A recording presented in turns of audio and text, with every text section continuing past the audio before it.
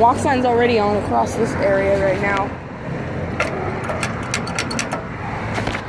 As you can see down there, you can see some old signs down there, but the countdown's going off on that one.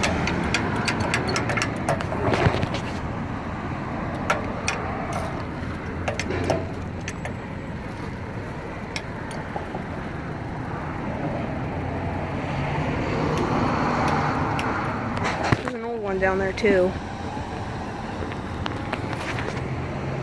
There's some old ones down there, and there's an old APS 1690 over here.